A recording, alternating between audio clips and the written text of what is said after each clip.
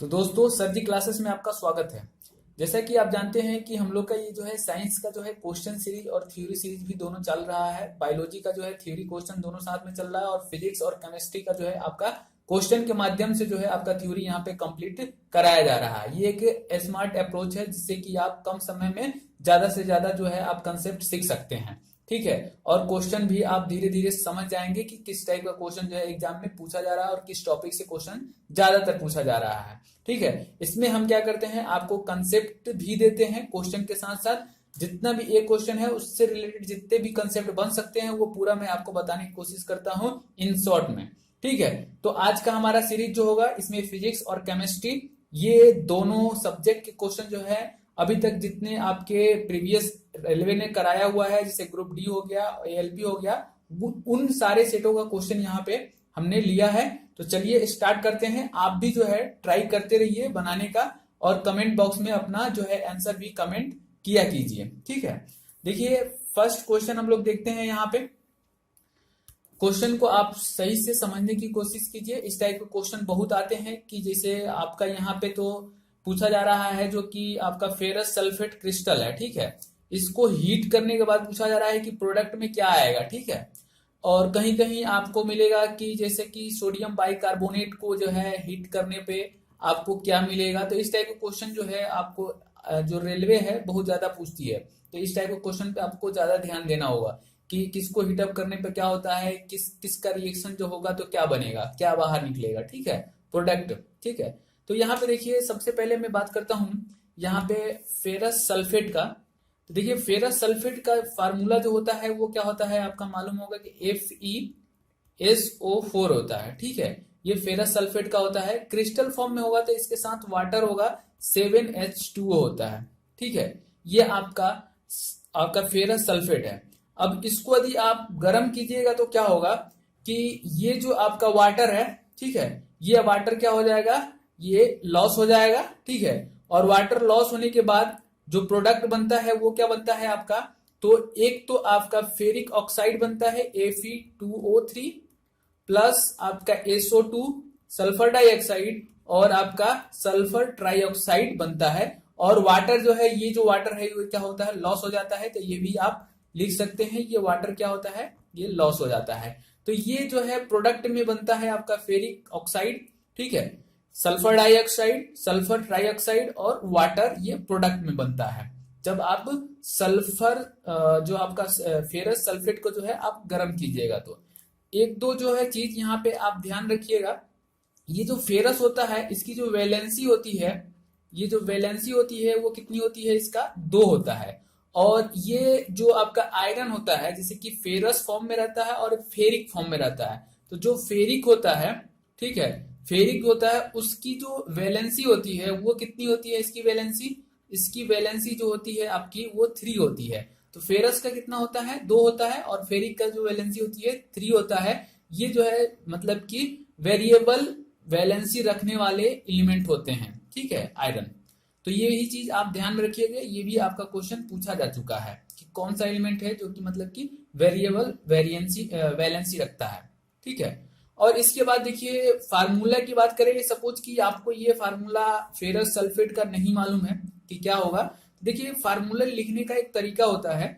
तरीका ये होता है कि जैसे कि आप जानते हैं यहाँ पे फेरस है और यहाँ पे जो है आपका सल्फेट है, तो इन दोनों की वैलेंसी आपको मालूम होनी चाहिए। जैसे फेरस का जैसे कि आप जानते हैं कि इसको Fe और सल्फेट को जो है हम लोग लिखते हैं S4। फेरस का जो है जैसे कि अभी हमने आपको बताया कि वैलेंसी जो होती है 2 होती है और सल्फेट की जो वैलेंसी होती है वो क्या होती है आपकी 2 होती है। इसके बाद हम लोग क्या करते हैं, क्रॉस मल्टीप्लीकेशन करते हैं। तो ये आपका क्या होगा, ये फार्मूला आता है S4। 2 यहाँ पे भी रहेगा, 2 यहाँ पे रहेगा तो उसको लिखा नहीं जाता है। ठीक है। तो इस तरह से आपको जो है वैलेंसी यदि याद है तो आप डायरेक्ट जो है फार्मूला भी बना सकते हैं। यदि किसी का भी पूछता है, जैसे मान लेते हैं आपसे पूछे कैल्शियम सल्फेट, ठीक है, कैल्शियम सल्फेट का जो फार्मूला क्या होगा। ठीक है। तो देखिए कैल्शियम लिखिए और सल्फेट का फार्मूला आपको मालूम है S4 है। अब देखिए कैल्शियम की यदि वैलेंसी की बात करें तो ये क्या होता है, 2 होता है और सल्फेट का भी वैलेंसी कितना होता है, 2 होता है। क्रॉस मल्टीप्लीकेशन कर लीजिए तो ये CaSO4 मिलेगा। तो ये क्या होगा आपका कैल्शियम सल्फेट। अनदर एग्जांपल लेते हैं। यदि मान लेते हैं आपसे बोला जा रहा है कि आप लिखिए सोडियम बाइकार्बोनेट का फार्मूला। ठीक है, सोडियम बाइकार्बोनेट, सोडियम का Na होता है, ठीक है, बाइकार्बोनेट का HCO3 होता है। इसकी वैलेंसी आप लिख लीजिए, HCO3 की जो वैलेंसी होती है वो 2 होती है और इसका कितना 1 होता है। आप क्रॉस मल्टीप्लीकेशन कीजिएगा तो N2CHCO3, ठीक है, ये क्या बन जाएगा आपका सोडियम बाइकार्बोनेट होगा। इसी तरह आप चाहें तो सोडियम कार्बोनेट का भी लिख सकते हैं। सोडियम हो गया और ये आपका कार्बोनेट हो गया, ठीक है। यहाँ पे CO3 कार्बोनेट का जो होता है वो 2 होता है और इसका कितना होता है आपका 1 होता है, तो ये क्या हो जाएगा NaCO3 हो जाएगा, Na2CO3 सोडियम बाइकार्बोनेट।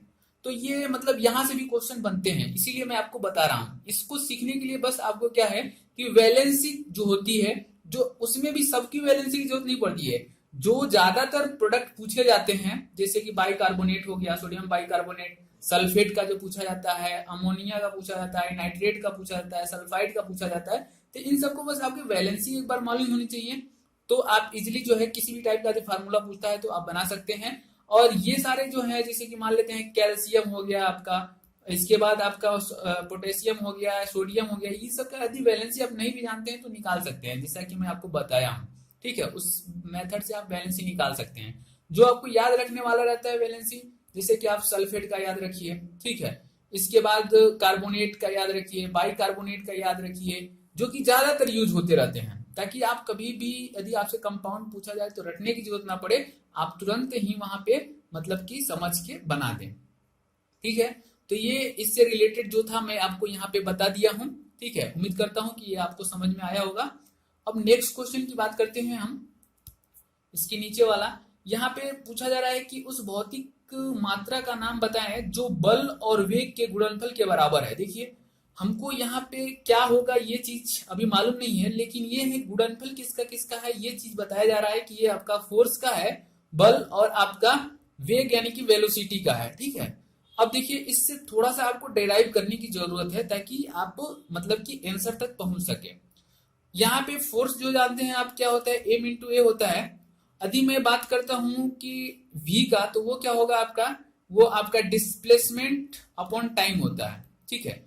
या फिर आप चाहें तो यहीं पे कर सकते हैं, जैसे आप इसको फोर्स ही रहने दीजिए, आप एम ए को तोड़ने की जरूरत भी नहीं है, आप फोर्स को फोर्स ही रहने दीजिए, डिस्प्लेसमेंट बाय टाइम, ये बस आप वेलोसिटी इक्वल टू, आप जानते हैं कि आपका डिस्प्लेसमेंट अपॉन में टाइम होता है, तो वो वेलोसिटी को बस चेंज कर दीजिए। तो ये देखिए आपका फोर्स इंटू डिस्प्लेसमेंट क्या होता है, वर्क डन होता है, ठीक है। और ये वर्क डन अपॉन में ये क्या हो गया, टाइम हो गया। तो ये वर्क डन अपॉन में टाइम क्या देता है, ये आपका पावर देता है, ठीक है। तो ये किसका हो गया, ये फार्मूला जो है ये पावर का हो गया। तो डायरेक्ट आपको रटने की जरूरत नहीं है, आप देख सकते हैं बहुत इजीली आ सकता है। थोड़ा सा आपको एक लाइन और आगे बढ़ना होगा, फोर्स को as it is displacement by time देख रहे हैं, force into displacement that is work done, और वर्क डन अपॉन में टाइम जो होता है पावर होता है। और इसको डिफाइन भी किया जाता है किस तरह से कि rate of change of energy या work done is called power. तो इसका राइट आंसर क्या हो जाएगा आपका, बी हो जाएगा, यानी कि 2 हो जाएगा, ठीक है। इसमें कोई दिक्कत नहीं होनी चाहिए। और मैं आपको इससे रिलेटेड कुछ जो है पहले भी बता चुका हूं कि जैसे आपका 1 यूनिट जो होता है, जो कि वो 1 यूनिट कितने के बराबर होता है, 1 किलोवाट आवर के बराबर होता है। और ये 1 किलोवाट बराबर जो होता है 3.6 इंटू 10 के पावर 6 जूल के बराबर होता है, ठीक है। 1 हॉर्स पावर जो होता है वो आपका 746 के बराबर होता है। तो ये सारे चीज पावर से रिलेटेड हैं, तो आप इसको याद रखिएगा। नेक्स्ट क्वेश्चन की बात करते हैं। यहाँ पे जो है जी का ये फार्मूला दिया गया है, ठीक है। तो ये एक्सेलरेशन ड्यू टू ग्रेविटी जो होती है जी, उसकी वैल्यू कितनी होती है, जी एम ई अपॉन में आर ई स्क्वायर होता है, ठीक है। यहाँ पे एम ई आपका अर्थ का मास है और आर ई जो है रेडियस ऑफ अर्थ है, ठीक है। अब यहाँ पे देखिए इससे रिलेटेड जो है मतलब जो आपका पॉइंट बनता है, जो क्वेश्चन पूछे जाते हैं, एक तो जैसे कि आपसे पूछा जाता है कि पोल पी की वैल्यू क्या होगी, ठीक है। तो पोल पी जो वैल्यू होती है वो क्या होती है, मैक्सिमम होती है, ठीक है। इसके बाद इक्वेटर पे पूछा जाता है आपसे कि इक्वेटर पे इसकी वैल्यू क्या होगी, तो इक्वेटर पे जो होता है मतलब कि मिनिमम होता है। और आपसे पूछा जाता है सेंटर पे क्या होगा, ठीक है। तो सेंटर पे जो होता है वो क्या होता है, 0 होता है। और अर्थ सरफेस से ऊपर और नीचे जाने पे क्या होता है, जी की वैल्यू क्या होती है, घटती है, ठीक है, डिक्रीज होती है। तो ये आपसे ज्यादातर क्वेश्चन पूछे जाते हैं, तो इसको जो है आप ध्यान में रखिएगा। कहाँ मैक्सिमम, मिनिमा और जीरो होता है, कब घटता है और कब बढ़ता है, ठीक है। इससे कुछ रिलेटेड क्वेश्चन भी थ्योरेटिकल बनते हैं, मतलब कि न्यूमेरिकल बनते हैं, तो वो भी यदि आपका फार्मूला याद है तो आप इजीली बना सकते हैं। जी की वैल्यू यदि मैं बात करूं आपके मून पे, तो वो क्या होता है, यहाँ पे अर्थ की जी की जो वैल्यू होती है उसके बाई 6 होता है, 1/6 होता है, इसीलिए जो हमारा वेट है वो क्या होता है, मतलब कि 1/6 टाइम हो जाता है। मास की वैल्यू जो होती है चेंज नहीं होती है, वो पूरे यूनिवर्स में मास की वैल्यू सेम रहती है, ठीक है। तो ये सारे जो है कंसेप्ट आप समझ लीजिए और इसको दिमाग में रख लीजिए, ताकि इससे क्वेश्चन जब भी आए तो आपका बन जाए। नेक्स्ट क्वेश्चन की बात करते हैं यहाँ पे। इसमें पूछा जा रहा है कि निम्न में से किस स्थान पर द्वितीय त्वरण का जो है मान शून्य होता है। तो देखिए अभी मैं बताया द्वितीय त्वरण का मान शून्य का होता है, केंद्र पे होता है, सेंटर पे होता है, तो ये इसका राइट हो जाएगा। तो कई बार उसी टॉपिक से उसी पॉइंट से क्वेश्चन पूछे जाते हैं, तो बस आपको एक बार सही से समझ लेना है। देखिए ये क्वेश्चन पूछा जा रहा है आपसे कि कौन से धातु जो होता है वायु के साथ अभिक्रिया नहीं करता है, यानी कि आपका एयर के साथ जो है रिएक्ट नहीं करता है। तो देखिए गोल्ड और प्लेटिनम जो है वो आपके एयर के साथ जो है रिएक्ट नहीं करते हैं। अब इससे रिलेटेड देखिए कुछ क्वेश्चन और बनते हैं, ठीक है, जो कि मतलब कि आपको कहीं ना कहीं जरूर देखने को मिलेंगे। देखिए आपका एल्यूमिनियम जो है आपका, ठीक है, एल्यूमिनियम हो गया, आयरन हो गया, इसके बाद आपका जिंक हो गया, ठीक है। ये जो है आपका ये कोल्ड और आपका ये हॉट, ये कोल्ड और हॉट वाटर दोनों से रिएक्ट नहीं करते हैं, ठीक है, इसको नोट डाउन कर लीजिएगा। ये किससे करते हैं, तो ये स्टीम से करते हैं, ठीक है, ये जो है आपका स्टीम से करते हैं। और स्टीम से करने के बाद क्या बनाते हैं ये, तो ये मेटल ऑक्साइड बनाते हैं, मेटल ऑक्साइड बनाते हैं, ठीक है। तो ये क्वेश्चन आपका पूछा जा चुका है, तो आप एक का पूछा गया है, मैं तीनों बता दिया हूं, एल्युमिनियम, आयरन और जिंक। ये कभी भी आपका कोल्ड और हॉट वाटर से ये आपका रिएक्ट नहीं करते हैं, स्टीम के साथ रिएक्ट करते हैं, और ये स्टीम के साथ रिएक्ट करने के बाद मेटल ऑक्साइड बनाते हैं, ठीक है। और एक यहाँ पे नोट डाउन कर लीजिएगा कि जो आपका लीड हो गया, ठीक है, जो लीड हो गया आपका कॉपर हो गया, और इसके बाद सिल्वर हो गया यानी Ag, और इसके बाद गोल्ड यानी कि Au। ये जो होते हैं आपका ये जो एलिमेंट हैं ये आपका वाटर के साथ जो है रिएक्ट नहीं करते हैं, वाटर के साथ क्या है ये रिएक्ट नहीं करते हैं। तो ये जो दो पॉइंट है बहुत ही इंपॉर्टेंट है, आपको कहीं ना कहीं एग्जाम में किसी ना किसी एक एलिमेंट से जरूर पूछा जाएगा, ठीक है, तो इसको आप नोट डाउन कर लीजिएगा। नेक्स्ट क्वेश्चन की बात करते हैं यहाँ पे देखिए कुछ रेजिस्टेंस की वैल्यू दी गई है आपका 9, 4 और आपका 12, और इनको जो है अरेंज जो किया गया है आपको पैरेलल में किया गया है, यानी समांतर में किया गया है, और आपसे पूछा जा रहा है कि आपका मतलब इक्विवेलेंट रेजिस्टेंस क्या होगा। तो देखिए इक्विवेलेंट रेजिस्टेंस का आपको मालूम है कि 1/R जो होता है 1/R1 plus 1/R2 plus 1/R3, यही फार्मूला होता है, ये हम बहुत पहले से पढ़ते आ रहे हैं। तो देखिए यहाँ पे 1/9 प्लस 1/4 प्लस 1/12, इसके बाद आप इसको सॉल्व कर लीजिए, तो आप देख लीजिए यहाँ पे बढ़ते ही 36 कर लीजिए, सबको नीचे के बराबर कर लीजिए, ये आपका क्या हो जाएगा 4 9 36 हो जाएगा, और ये 9 के 36 ये 4 हो जाएगा। अब ऊपर का जोड़ दीजिए तो 9 और 4 13, 13 और 3 कितना हो जाएगा 16, और 16 बाई ये कितना हो जाएगा आपका 36 हो जाएगा। इसके बाद कटा दीजिए ये 4 के 16 और 4 9 36, और इसके बाद ये उल्टा कर दीजिए क्योंकि ये 1/R आया है, आपको R निकालना है तो क्या करना पड़ेगा 9/4 करना पड़ेगा। इसके बाद इसको आप कटा दीजिएगा तो 2.25 के लमसम में आपका आंसर आएगा, ठीक है। तो ये आपका बहुत ही सरल क्वेश्चन था। नेक्स्ट क्वेश्चन की बात करते हैं यहाँ पे जो है रिलेशन पूछा जा रहा है फ्रीक्वेंसी एंड टाइम पीरियड में। तो देखिए जो आपका फ्रीक्वेंसी और टाइम पीरियड का जो रिलेशन होता है, यहाँ पे मैं आपको ग्राफ से समझाने की कोशिश कर रहा हूँ, ग्राफ से भी क्वेश्चन कई बार पूछे जाते हैं। तो ये देखिए 1 पूरा साइकिल करने में जो टाइम लगता है, किसी भी वेव को 1 साइकिल पूरा करने में जो टाइम लगता है वो क्या कहलाता है, टाइम पीरियड कहलाता है, जिसको हम लोग टी से डिनोट करते हैं, ठीक है। और जो वाइब्रेशन होता है मतलब कि एक साइकिल में, उसको हम लोग क्या करते हैं, उसका फ्रीक्वेंसी कहते हैं। तो टी जो होता है टाइम पीरियड जो होता है वो क्या होता है 1/f, यानी कि आपका इनवर्सल होता है आपका फ्रीक्वेंसी का। तो यहाँ पे देखिए वही चीज पूछा गया है कि ये इनमें दोनों में क्या रिलेशन होता है।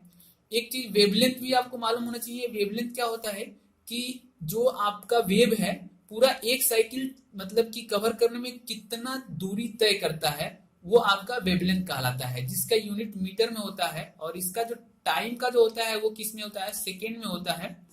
और फ्रीक्वेंसी का जो होता है आपका हर्ट्ज में होता है। तो इसका यूनिट भी आपको अच्छी तरह से मालूम होना चाहिए, ठीक है।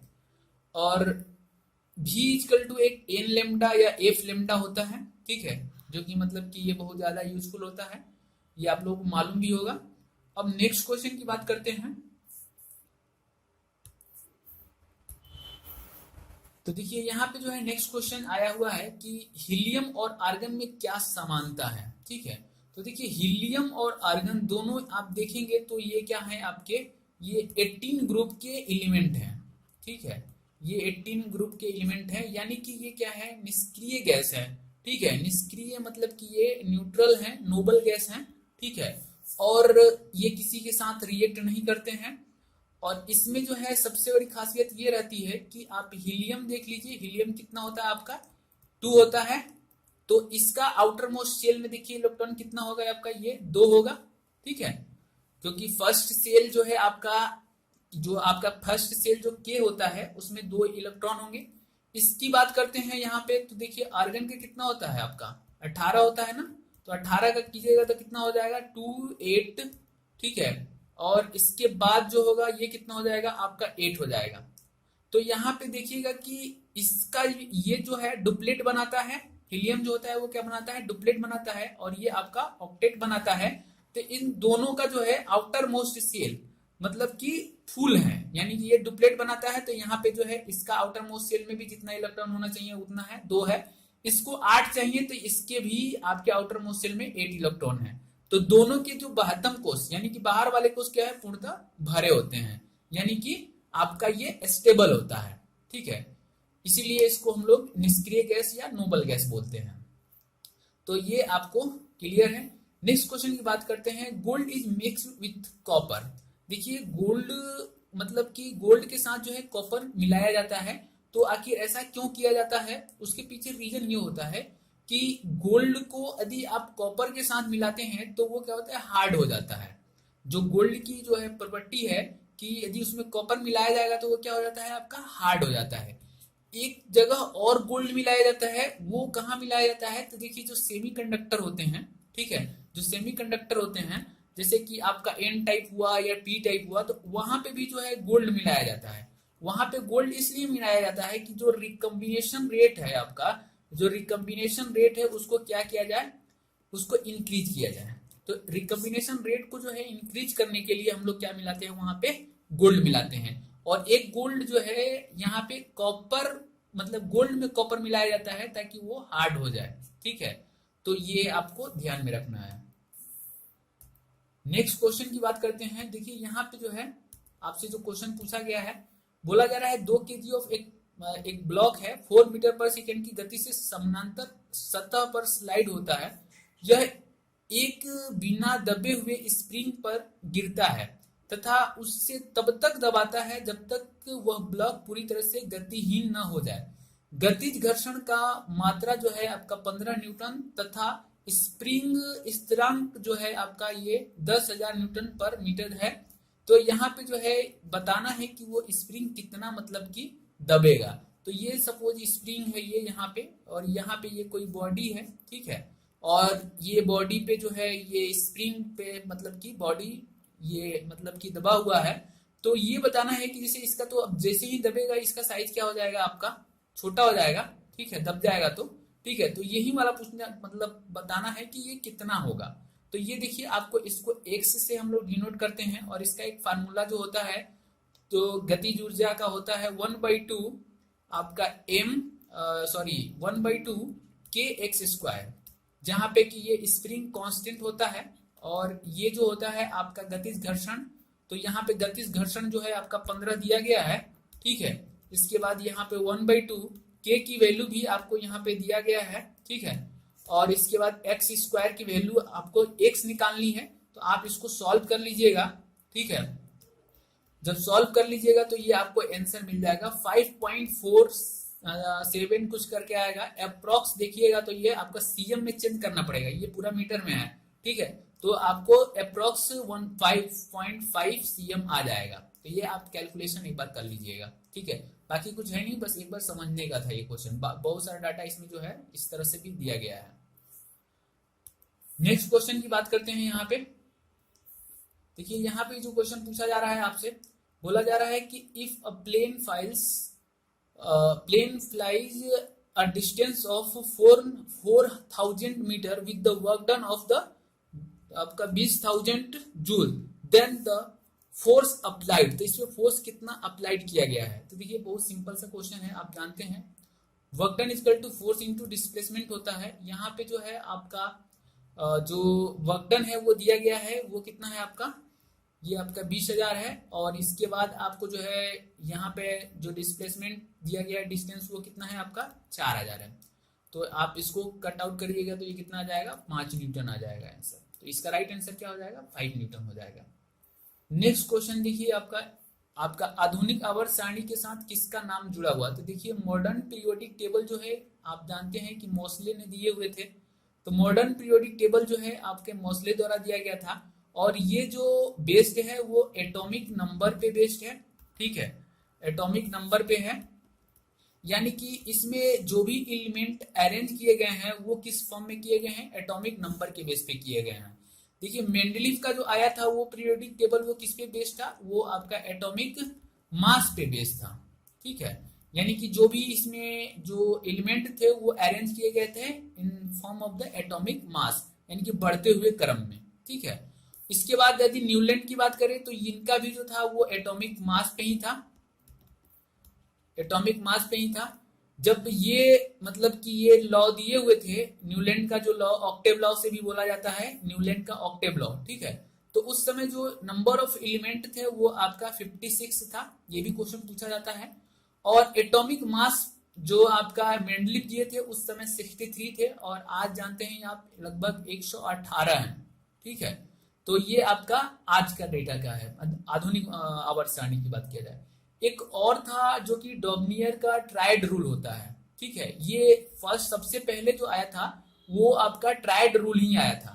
तो ट्रायड रूल जो है वो भी आपसे पूछ लिया जाता है। तो जैसे कि आपका एक तो लिथियम का होता है, ठीक है, लिथियम, सोडियम, और इसके बाद आपका पोटेशियम होता है। तो ये नहीं, हाँ पोटेशियम होता है, ठीक है। तो उन्होंने ये बताया हुआ था कि जैसे कि जो आपका मिडिल वाला होगा, मिडिल वाला जो होगा तो ये क्या होगा आपका कि दोनों के एवरेज के बराबर होगा, ठीक है। यानी कि इसका जो होगा मीन वैल्यू क्या होगा, एवरेज के बराबर होगा। तो ये ट्रायड रूल दिया गया था। तो ये जो ट्रायड रूल है वो आपसे पूछ लिए जाते हैं। इसी तरह क्लोरीन, ब्रोमीन और आयोडीन का ट्रायड रूल होता है। तो 3 ट्रायड रूल दिए हुए थे, ठीक है। तो ये आपको देखना चाहिए, ठीक है। ये मैं आपको 2 बता दिया, एक हमें अभी याद नहीं आ रहा है, वो सेकेंड ग्रुप से है, ठीक है। तो वो आप देख लीजिएगा। इसके बाद इससे देखिए आपका मेंडलीव से जो है जो क्वेश्चन पूछा जाता है, तो इस वाले में क्या था कि इनके में जो था कि कोबाल्ट और निकिल, ठीक है। तो ये देखिए निकिल का क्या होता है कि एटॉमिक मास जो होता है कम होता है एज कम्पेयर टू कोबाल्ट। तो इसको पहले रखना चाहिए था, इसको बाद में, लेकिन इन्होंने ये मतलब कि थोड़ा सा वहां पे जो है प्रॉपर्टी के आधार पे उन्होंने रखा था, ठीक है। आगे जाकर इसको थोड़ा सा मतलब कि वो किया गया, मतलब इसमें अरेंजमेंट किया गया। और न्यूलैंड का जो है एक क्वेश्चन पूछा जाता है न्यूलैंड से ये क्वेश्चन पूछा जाता है कि न्यूलैंड का जो है आवर्त सारणी स्टार्टिंग कहाँ से होती है। देखिए स्टार्टिंग जो होता है हाइड्रोजन से होता है, और जो आपका एंडिंग इसका होता है वो थोरियम से है, ठीक है। तो ये चीज जो है आपको इतना याद रखना है, मेंडलीव से, न्यूलैंड से, ट्रायड से, और आपका जो अभी मोस्ले जो आवर्त मॉडर्न पीरियोडिक टेबल है। तो उम्मीद करता हूं कि इतना आपको ये समझ में आया होगा, क्योंकि पीरियोडिक टेबल जो है बहुत ही इंपॉर्टेंट है। नेक्स्ट क्वेश्चन की बात करते हैं। यहाँ पे जो है बोला जा रहा है determine the speed of the sound in medium. तो देखिए आप जानते हैं कि जो आपका साउंड वेव होता है तो वो डिपेंड करता है मीडियम पे, ठीक है। तो जैसे कि आप जानते हैं कि सॉलिड में क्या होता है कि जो साउंड का वेव होता है, मतलब साउंड का जो स्पीड होता है वो क्या होता है, वो वेरी लार्ज होता है, ठीक है, वो ज्यादा होता है। और आपका जो है जैसे कि आप आयरन की बात कर लीजिए या एल्युमिनियम की बात कर लीजिए, तो इसमें क्या होता है कि जो मतलब कि साउंड की स्पीड होती है वो ज्यादा होती है। यदि एयर की बात करें हम, तो एयर में कितनी होती है, तो ये 332 मीटर पर सेकेंड होता है। एयर मीडियम में यदि साउंड वेव ट्रेवल कर रही है तो वो आपके 332 मीटर पर सेकेंड की वेग से ट्रेवल करती है। तो ये सिंपली किस पे डिपेंड करता है, जो स्पीड होता है आपका साउंड का, तो मीडियम पे डिपेंड करता है कि प्रॉपर्टी ऑफ मीडियम, ठीक है, यानी कि किस मीडियम में वो ट्रेवल कर रही है उसके अनुसार उसकी जो प्रॉपर्टी होगी मीडियम की, वो अब उसके अनुसार जो है स्पीड उसका चेंज होता रहेगा, कम बेसी होता रहेगा। जनरली सॉलिड में मैक्सिमम होता है, एयर में जो होता है आपका इतना होता है। बाकी और सारा चीज जो है इससे रिलेटेड पिछले वाले वीडियो में हम आपको बता चुके हैं, जो क्वेश्चन पूछा जाता है।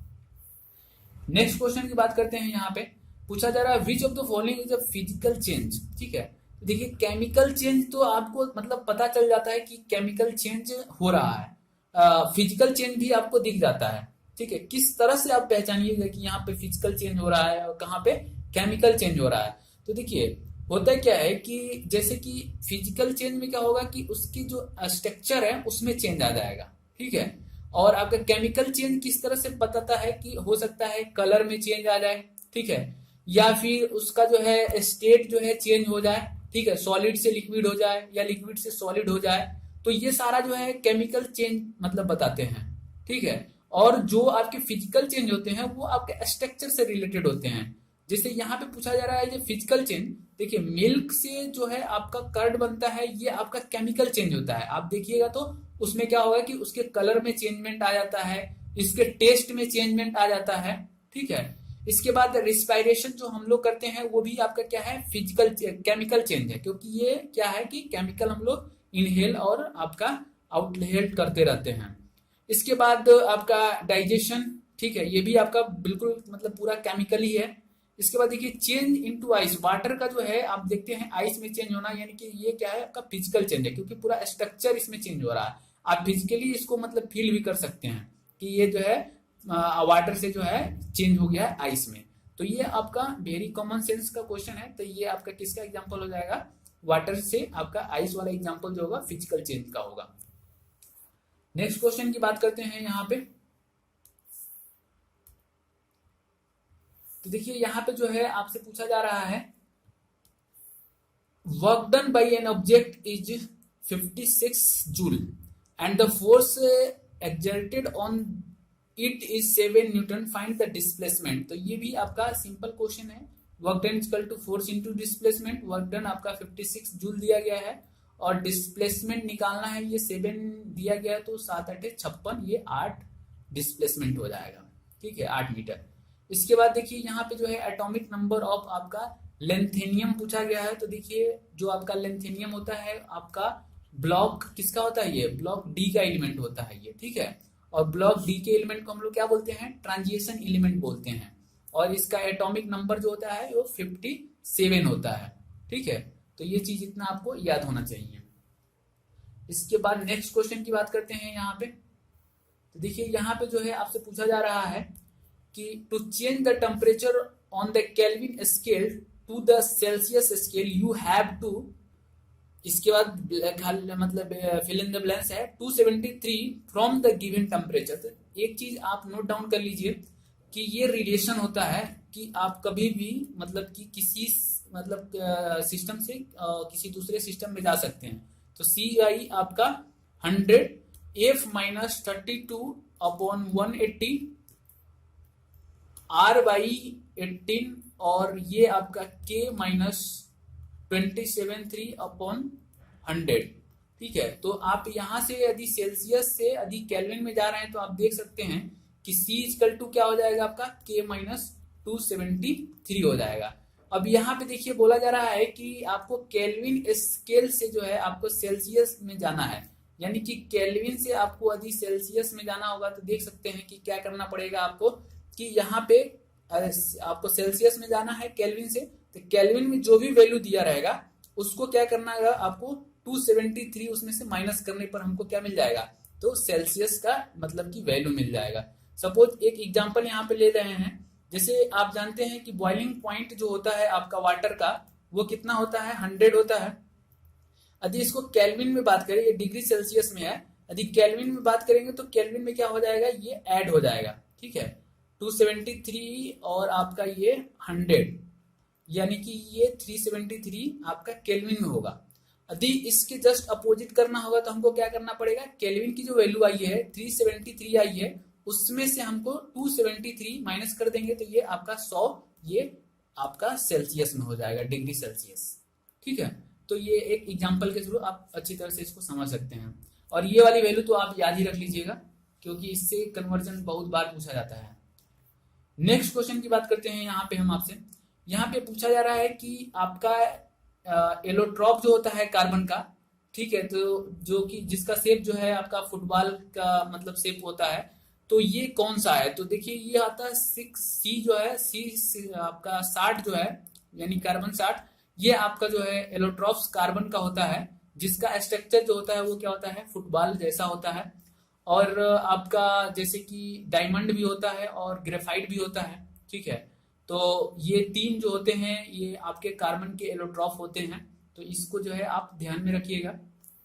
नेक्स्ट क्वेश्चन की बात करते हैं यहाँ पे जो है पूछा जा रहा है विच of the following statement is true, तो देखिए यहाँ पे ट्रू कौन है ये पूछा जा रहा है। रिजिडिटी जो है आपको बोला जा रहा है कि mass per unit volume of the substance और matter is known as the rigidity. देखिए आप जानते हैं कि मास पर यूनिट वॉल्यूम क्या हो जाता है, तो वो क्या होता है आपका डेंसिटी होता है, ठीक है। और रिजिडिटी जो होती है वो बेसिकली किससे रिलेटेड होती है कि कोई भी मैटर जो है, ठीक है, जो आपके मतलब कोई भी मैटर है तो वो एटम से मिलकर या पार्टिकल से मिलकर बना होता है, ठीक है। तो इंटर स्पेस जो होता है, इंटर पार्टिकल्स या इंटर मॉलिक्यूल्स डिस्टेंस या स्पेस जो होता है, वो जिसमें जितना कम होता है वो उतना ही ज्यादा रिच्ड होता है, ठीक है। इसीलिए सॉलिड को बोला जाता है कि उसका स्ट्रक्चर जो होता है रिच्ड होता है, क्योंकि उसमें जो आपका इंटर स्पेस होता है, इंटर मॉलिक्यूलर स्पेस होता है, वो क्या होता है कम होता है, या इंटर मॉलिक्यूलर डिस्टेंस जो होता है वो कम होता है, इसीलिए वो क्या होता है ज्यादा रिजिड होता है। तो रिजिडिटी का यहाँ से ये कंसेप्ट बनता है। और इसी तरह यदि लिक्विड की बात किया जाए तो वो जो होता है आपका, उसमें जो प्रॉपर्टी होती है वो आपका एक होती है फ्लूइडिटी की, तो ये फ्लूइड से आता है। ये फ्लूइड यानी कि जो लिक्विड का एक प्रॉपर्टी होता है कि वो मतलब कि बहाव का, यानी कि फ्लूइड का, तो वो बेसिकली वो कहलाता है फ्लूइडिटी कहलाता है। ये आपकी प्रॉपर्टी ऑफ लिक्विड होता है जो कि फ्लो की प्रॉपर्टी होती है। तो ये भी आपका क्या है, यहाँ पे एनर्जी दिया हुआ है, तो ये आपका क्या है, ये गलत होगा। यहाँ पे दिया गया है it is the kind of the energy present in the object when it is under motion as particles of the object और matter are continuously move which is why matter is kinetic energy. तो आप इसका जो है इससे कोई relation नहीं है, ठीक है। दोनों चीज आप समझ लिए तो ये आप इजीली बता सकते हैं कि रिलेशन बन रहा है कि नहीं बन रहा है। तो राइट आंसर इसका क्या हो जाएगा आपका, दोनों के दोनों फॉल्स हैं। इसके बाद नेक्स्ट क्वेश्चन की बात करते हैं यहाँ पे देखिए पूछा जा रहा है कि विच of the following not an electronic configuration of metal. तो देखिए मेटल का इलेक्ट्रॉनिक कन्फिग्रेशन इनमें से कौन नहीं हो सकता है। तो देखिए मेटल में क्या होते हैं कि जो आउटर मोस्ट सेल होते हैं, ठीक है, किसी भी मेटल का आप देख लीजिएगा तो आउटर मोस्ट सेल में जो इलेक्ट्रॉन होते हैं वो क्या हो सकते हैं 1, 2 और 3, अप टू 3 हो सकते हैं। एल्यूमिनियम का आप देखिए 13 होता है, 2, 8, 3 होता है। सोडियम आपका एक मेटल है, इसका भी आप देखिए 23 होता है इसका, तो ये आपका क्या होता है, सॉरी 11 होता है, एटॉमिक मास 23 होता है, तो 2, 8 और ये 1, ठीक है। और भी आप देख सकते हैं, मैग्नीशियम का देख सकते हैं 2, 8, 2 होता है। तो आप देखिएगा तो देखिए यहाँ पे आउटर मोस्ट सेल में जो मैक्सिमम नंबर ऑफ इलेक्ट्रॉनों की संख्या क्या है 1, 2 और 3, इससे ज्यादा नहीं हो सकता है। तो देखिए ये हो सकता है, ये भी हो सकता है, ये भी हो सकता है, और ये देखिए 6 से आउटर मोस्ट सेल में, तो ये आपका कन्फिग्रेशन नहीं हो सकता है। ये आप ये इसको बोल सकते हैं कि ये आपका इलेक्ट्रॉनिक कन्फिग्रेशन मेटल का नहीं होता है। अब आप बताइएगा ये किसका है, इस एलिमेंट का नेम आप बताइएगा कि ये किसका है। नेक्स्ट क्वेश्चन की बात करते हैं, which of the following observation help us determine whether the chemical reaction has take place. देखिए मैं आपको बताया था कि केमिकल रिएक्शन कैसे हम पहचानेंगे कि यहाँ पे केमिकल रिएक्शन हो रहा है। तो देखिए जब केमिकल रिएक्शन होता है तो मे भी हो सकता है कि आपका कलर में चेंज आ जाए, ठीक है। स्टेट जैसे सॉलिड से लिक्विड हो जाए या लिक्विड से सॉलिड हो जाए या गैस में चेंज हो जाए, ठीक है। तो हम पहचान जाएंगे कि यहाँ पे केमिकल रिएक्शन हो रहा है। ठीक है, इसके बाद आपका गैस का मतलब निकलना जो होता है वहां पे, तो इन सारे चीजों से हम बता सकते हैं कि यहाँ पे जो है केमिकल रिएक्शन हो रहा है। तो ये केमिकल रिएक्शन को आप इजिली पहचान सकते हैं। नेक्स्ट क्वेश्चन की बात, फिजिकल तो मैं आपको बता ही दिया हूं कि उसके मतलब कि फिजिकल जो स्ट्रक्चर होगा उसमें आपको चेंज देखने को मिलेगा। यहाँ पे नेक्स्ट क्वेश्चन जो आपसे पूछा जा रहा है वो बहुत अच्छा क्वेश्चन है।